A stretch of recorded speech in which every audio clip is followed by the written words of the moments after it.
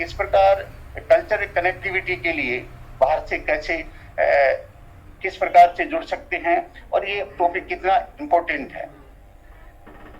खासतौर से ये इसलिए इम्पोर्टेंट है कि वेस्ट एशिया, जिसको आजकल मिडिल एशिया का पार्ट कहते हैं, क्योंकि जॉर्ज बुश ने 2004 में जो वेस्ट एशिया के पार्ट को मिडिल एशिया के नाम से जाना था, और उसके बाद लोग उसको ग्रेटर मिडिल ईस्ट में अफगानिस्तान को भी लेते हैं।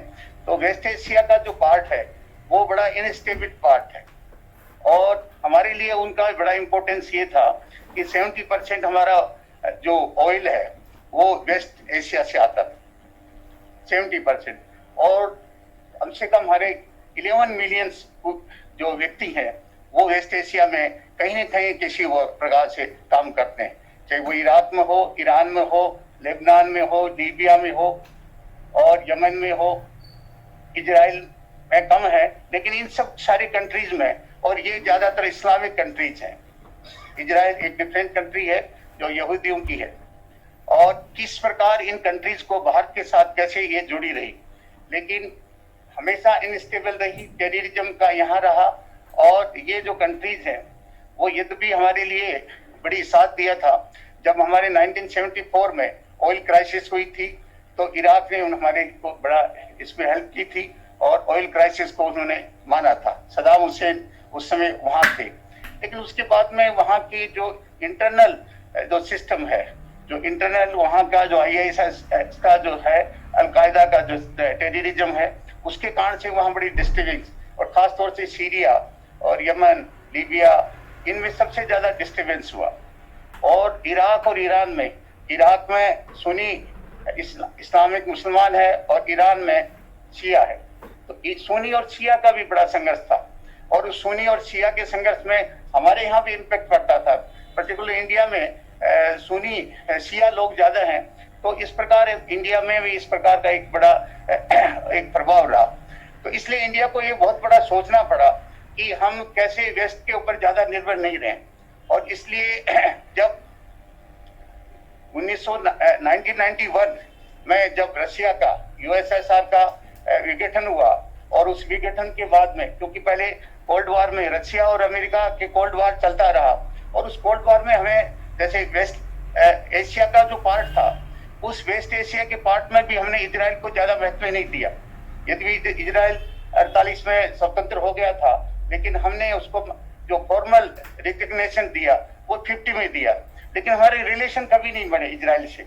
और सबसे पहले जो रिलेशन हमारे डेवलप हुए इजराइल से वो 92 से शुरू हुए, लेकिन वो भी ज्यादा ठीक तरह से नहीं हुए, क्योंकि इजराइल से, और जब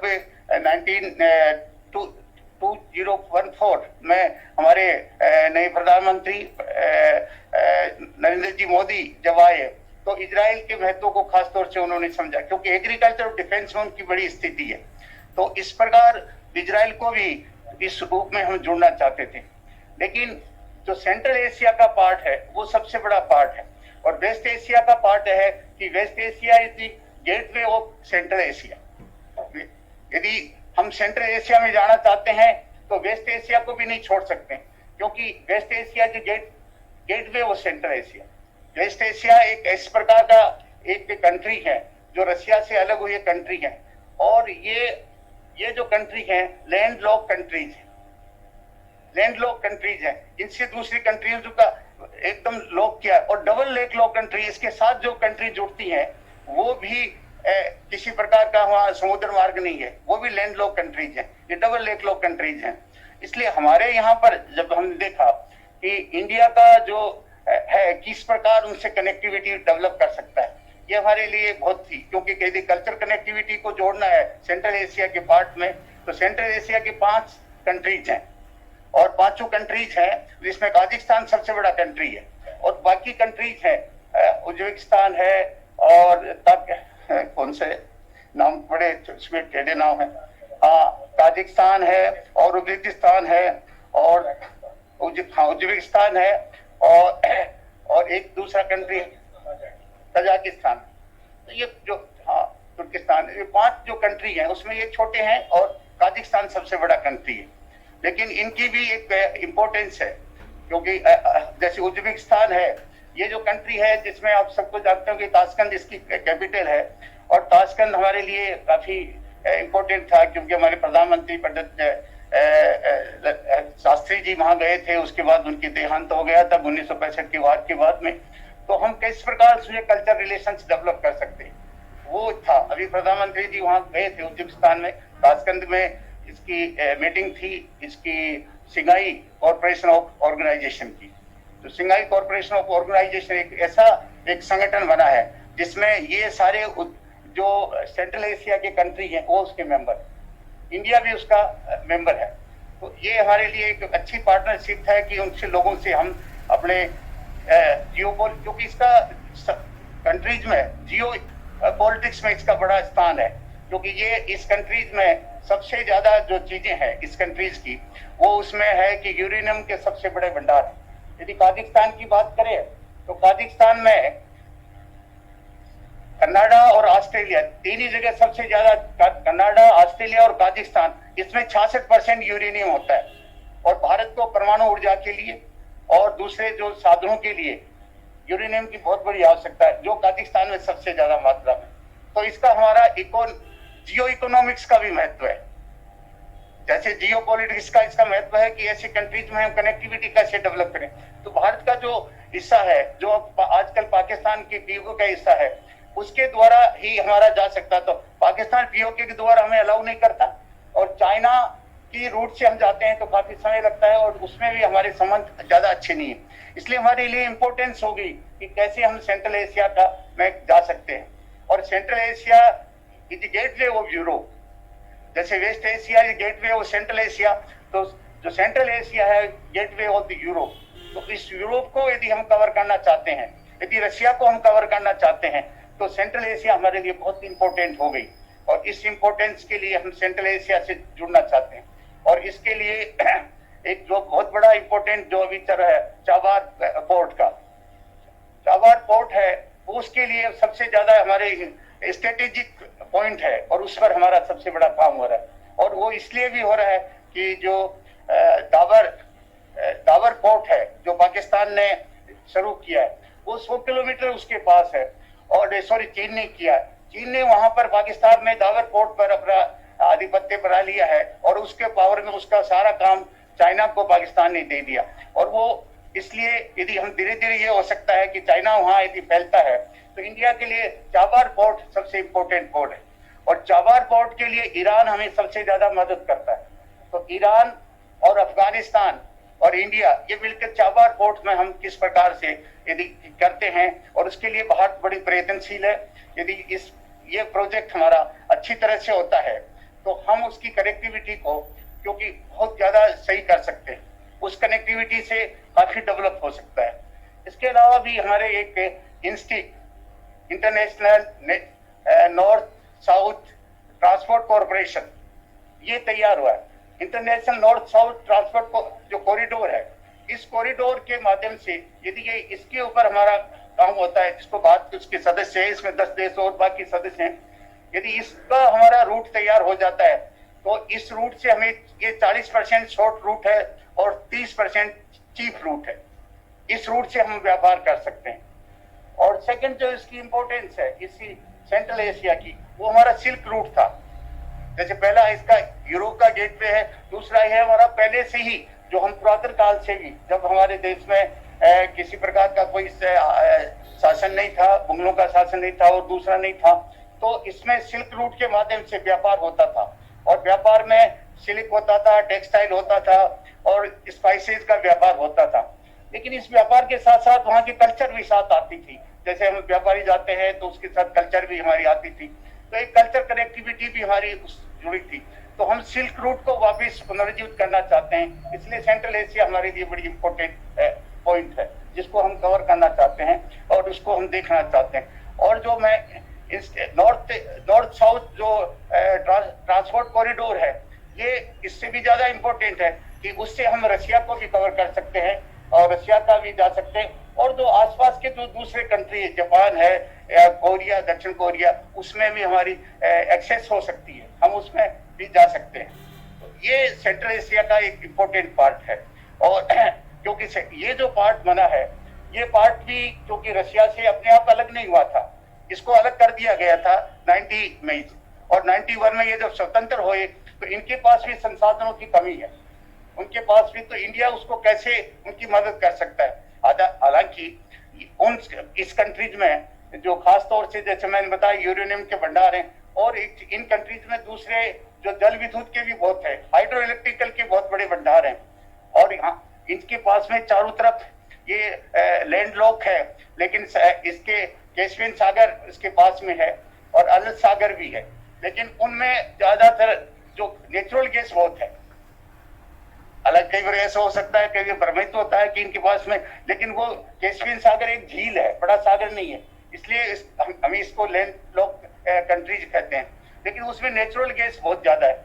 यदि वेस्ट एशिया से हमारी जो निर्भरता, क्योंकि कभी भी वहां पर इश्यूज है, अनस्टेबिलिटी कंट्री है, तो वहां का यदि ऑयल हमें यहाँ से मिलता है तो हम काफी ऑयल की मात्रा में उनसे हम ठीक हो सकते हैं, वरना हमारी बड़ी परेशानी है कि हम इराक और ईरान से उसी तरह संबंध रखें, और उसको है। हालांकि इराक हमें इस प्रकार की मदद करता है, ईरान भी देता है, लेकिन क्योंकि कभी भी, क्योंकि इस्लाम कंट्रीज हैं और हमारे इस्लाम कंट्रीज में खासतौर से पाकिस्तान से बड़े हमारे अच्छे संबंध नहीं है, तो ये कभी भी मना कर सकते हैं।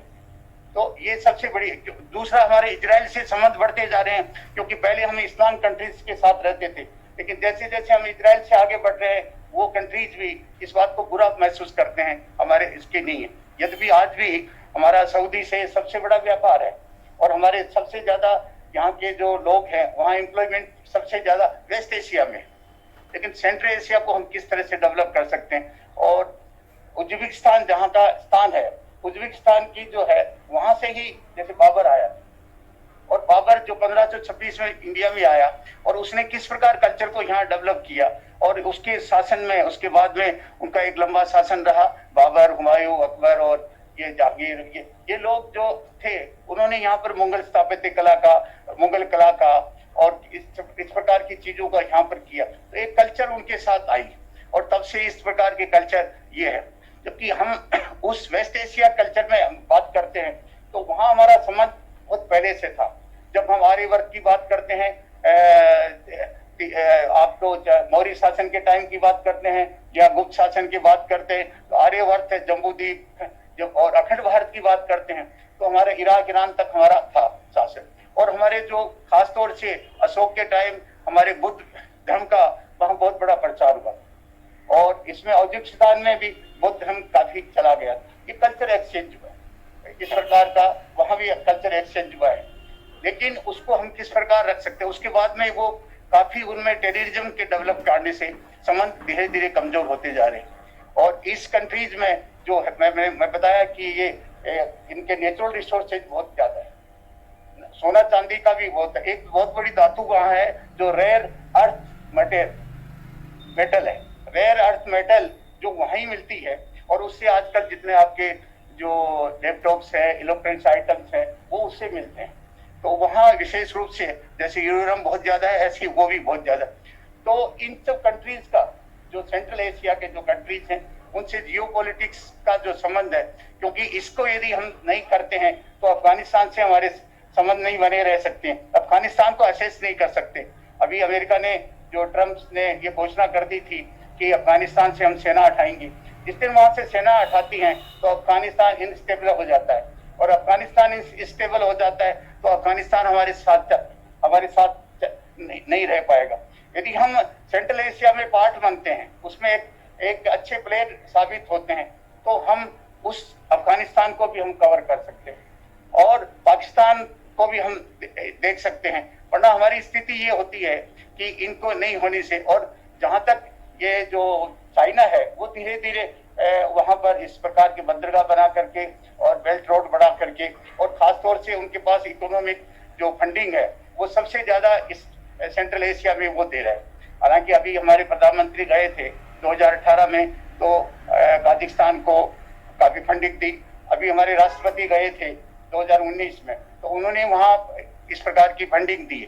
तो काफी हम भी उसको देते हैं, क्योंकि हमारे लिए ये जो सेंट्रल एशिया है, वो जियोपॉलिटिक्स का भी पार्ट है और जियो इकोनॉमिक्स का पार्ट है, क्योंकि हमारे इन चीजों को यदि हमारे देश में होती है तो हम कोऑपरेशन से और खासतौर से हम शंघाई सहयोग संगठन है उसके माध्यम से भी ये काम कर रहे हैं। इसके अलावा हमारा कई समझौते हुए हैं। अभी हमारा अश्वबात समझौता हुआ है। अश्वबात जो समझौता हुआ है 2018 में, उसमें 7 देश हैं और अश्वबात समझौते के बाद में हमारे वहाँ ये जो है उस समझौते से हमारी कि हम एक्सेस करने के लिए यूरोप तक भी जा सकते हैं और ये उसमें 7 कंट्रीज हैं और हमें वो लाइन दे रहे हैं और हमारे जो अभी जाते हैं उससे आधा रूट हो जाएगा जाने का, इराक और ईरान में जाने से आधा रूट हो जाएगा। लेकिन कई बार हमें परेशानी, जैसे हमारा जो गैस पाइपलाइन है, जो गैस पाइपलाइन हमारे दौलताबाद अफगानिस्तान से आ रहा है, वो अभी वर्षों से इस पर काम हो रहा है लेकिन वो नहीं आ रहा है क्योंकि उसके बीच में कंधार भी पड़ता है पाकिस्तान से और हमारे पाकिस्तान से रिश्ते ठीक नहीं होने से हमारी गैस पाइपलाइन अभी तक नहीं आ रही। तो ये इकोनॉमिक इश्यूज है जिसके कारण से हमें सेंट्रल एशिया और वेस्ट एशिया का एक हमारे लिए बड़ी इंपॉर्टेंस है, उसके जियोपॉलिटिक्स से भी और उसकी जियो इकोनॉमिक से। और हम कल्चर को, क्योंकि कल्चर हमारी जो है, हमारी जो इंडिया की कल्चर है वो कैसे एक्सचेंज करते हैं। ICCR किस प्रकार का हमारे देश में काम करता है, मुझे भी सौभाग्य मिला कि मैं 3 साल ICCR का मेंबर रहा हूँ, Indian council of culture relation. तो हमारे कल्चर को हम कैसे स्टूडेंट को एक्सचेंज कर सकते हैं, कैसे हम अपने स्कॉलर्स को हम दूसरे देश में भेज सकते हैं, कैसे वहां पर इन जो सेंट्रल एशिया में एजुकेशन बहुत कमजोर है तो हम कैसे अपने कल्चर को डेवलप करने के लिए हमारी कुछ यूनिवर्सिटीज, कुछ कॉलेज खोले वहाँ। और भारत को इसमें प्राइवेट पार्टनर्स को, जो प्राइवेट लोग हैं, उनको भी वहाँ कॉलेज और इंस्टीट्यूट खोलने की परमिशन देनी चाहिए, क्योंकि यदि उनको परमिशन मिलेगी तो एजुकेशन इंस्टीट्यूट वहाँ होंगे, वहाँ एजुकेशन बढ़ेगा और तो ये होगा। क्योंकि लैंग्वेजिस्टिक जो हमारी भाषा के रूप में हमारी बड़ी समानता है, वो भी हिंदी भाषा अच्छी तरह जानते हैं, हमारी हिंदी है और वहाँ की यूनिवर्सिटीज में हिंदी पढ़ाई भी जाती है, सब यूनिवर्सिटीज में सेंट्रल एशिया में हिंदी पढ़ाई जाती है। तो हम उनसे आपके डायलॉग करने में बड़ी आसानी है हमारी, क्योंकि अभी हमारा जो संबंध बना है कि वो समिट और डायलॉग तक है और कोई बहुत बड़ा संबंध अभी सेंट्रल एशिया में डेवलप नहीं हुआ। पहले हमें डायलॉग पर चले, अभी मिनिस्टर हमारे एक्सटर्नल अफेयर्स मिनिस्टर भी जाके आए सेंट्रल एशिया, तो उसके हमारी डायलॉग जो समिट हुई है वो उनसे हुई। तो हम इसको किस तरह से आगे कर सकते हैं कि हमारे कल्चर को हम डेवलप कर सकते हैं, हमारे डिफेंस को, क्योंकि डिफेंस के लिए भी वहाँ जैसे यूरेनियम वगैरह है, तो डिफेंस को भी हम कैसे ठीक कर, उनको भी है कि यदि भारत हमारे साथ जुड़ता है तो हम भी सेफ रह सकते हैं। और इसमें हमारे रशिया सबसे बड़ा प्लेयर के रूप में काम आ सकता है, क्योंकि जो इस समय की जो पोजीशन है उसमें चाइना से हमारे संबंध बहुत खराब हो गए और अमेरिका एक इस प्रकार का नहीं कह सकते हैं कि वो एक इस प्रकार गुड फ्रेंड और सच्चा दोस्त हो सकता है कभी, क्योंकि उनकी पॉलिसीज उनकी बदलती रहती हैं। और रशिया को यदि हम इस प्रकार नहीं साधें तो हम सेंट्रल एशिया, वेस्ट एशिया का पार्ट और पर्टिकुलर हम अफगानिस्तान और पाकिस्तान का जो हिस्सा है उसका है, यदि हम कई बार यदि पीओके का पार्ट है, बलोचिस्तान और गिलगित को यदि हम लेते हैं तो फिर हमारी कोई दिक्कत नहीं, क्योंकि हम लैंड रूट को अच्छी तरह कर सकते हैं। आज हमारी जो एयर रूट है वो भी बहुत महंगी है, यदि हम किसी काजिकिस्तान में जाते हैं तो एयर रूट इसमें बहुत महंगी है। अभी 2 एयर आ रही हैं और 2-2 दिन से, लेकिन वो काफी महंगी है और इस प्रकार ये चीजें होती है। लेकिन हमारे एक वहाँ जो हमारी पॉपुलरिटी बढ़ रही है बॉलीवुड से भी बढ़ रही है, क्योंकि इस एरिया में राजकुमार, नरगिस, ये जो फिल्म अभिनेता हैं उनको बड़ा पॉपुलर माना जाता है, उनके गीतों को गाया जाता है और जो अभी भी हिंदी फिल्म जो जाती है उन लोगों को ये जो पर्टिकुलर एरिया है वो काफी लाइक करता है। तो हमारी जो कल्चर एक्टिविटी का भी क्या है, लेकिन मैं इसको मेरी चीज को समराइज करने से पहले मैं ये कहना चाहता हूँ कि जियोपॉलिटिक्स से हम अपने रिलेशंस कल्चर को या दूसरी करें या जियो इकोनॉमिक से करें, मैं आपको कहना चाहता हूं कि सबसे यदि किसी से रिलेशन डेवलप करें तो जियो साइकोलॉजी इज इम्पोर्टेंट, क्योंकि जब तक हम जियो साइकोलॉजी नहीं जानते हैं तो हमारे लिए कोई जियो पॉलिटिक्स और जियो इकोनॉमिक्स कोई मदद नहीं होती। इसलिए कि हम जियो साइकोलॉजी को जानने चाहिए।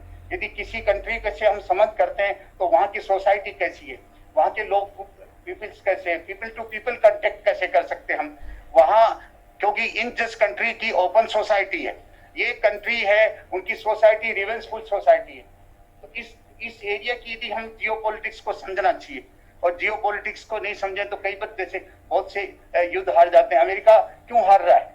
अमेरिका अफगानिस्तान में सेना ले जा रहा है, इराक में इतना वार करके भी अमेरिका अपने आप को महसूस करता है कि मैं ठीक नहीं कर पाया, वियतनाम से भी हटा था। तो ये सब क्यों हट रहे हैं, या हम कनेक्ट क्यों नहीं हो पाते हैं? वो हम जियो साइकोलॉजी नहीं जानते। तो जियो साइकोलॉजी इंपॉर्टेंट है कि किस तरह यदि किसी की साइकोलॉजी को नहीं पहचानते हैं तो हम सोसाइटी से कनेक्ट हो सकते हैं, लोगों से कनेक्ट हो सकते हैं, अपनी बात को उनके सामने रख सकते हैं, वो हमारी बात को मानेंगे। तो किसी भी, मैं ये कहना चाहता हूँ लास्ट में कि हम कल्चर कनेक्टिविटी यदि सेंट्रल एशिया से करना चाहते हैं या वेस्ट एशिया से करना चाहते हैं तो उन लोगों की जियो साइकोलॉजी को हमें समझना होगा, और उसके लिए, उस प्रसार के लिए हमें उन लोगों को जानना होगा, रिसर्च करनी पड़ेगी, वहां जाना पड़ेगा। थैंक्स।